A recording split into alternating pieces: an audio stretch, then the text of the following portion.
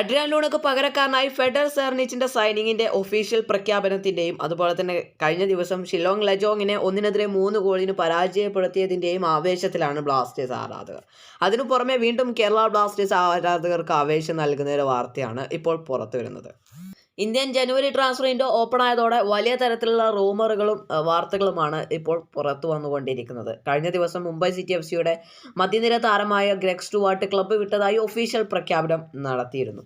എന്തായാലും Indian transfer window open ആയതിന് തൊട്ടു പിന്നാലെ ഇന്ത്യൻ ഫുട്ബോൾ ആരാധകർക്കിടയിൽ വലിയ തരത്തിൽ ചർച്ചാ വിഷയമായി മാറിക്കൊണ്ടിരിക്കുകയാണ് മുഹമ്മദ് യാസിർ എന്ന ഇന്ത്യൻ താരം.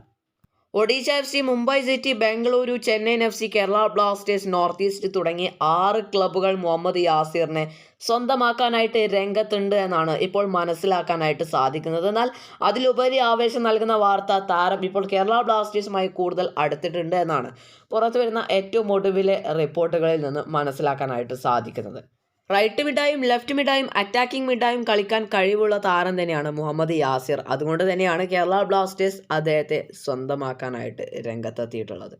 നിലവിൽ ഹൈദരാബാദ് FCക്ക് വേണ്ടിയാണ് കളിച്ചുകൊണ്ടിരിക്കുന്നത്. ഹൈദരാബാദ് FCക്കായി 91 മത്സരങ്ങളിൽ നിന്ന് 6 ഗോളും 15 അസിസ്റ്റും അദ്ദേഹം നേടിയിട്ടുണ്ട്. പുറമെ FC ഗോവയ്ക്കായും പൂനെ സിറ്റി FCക്കായും ISLൽ പന്ത് തട്ടിയിട്ടുണ്ട്. ഇന്ത്യൻ സൂപ്പർ ലീഗിൽ മൊത്തത്തിൽ 81 മത്സരങ്ങളിൽ നിന്ന് 6 ഗോളും 12 അസിസ്റ്റുമാണ് താരം നേടിയിട്ടുള്ളത്. വളരെയധികം എക്സ്പീരിയൻസ് ഉള്ള ഒരു യങ്സ്റ്റർ എന്ന് തന്നെ പറയേണ്ടി വരും.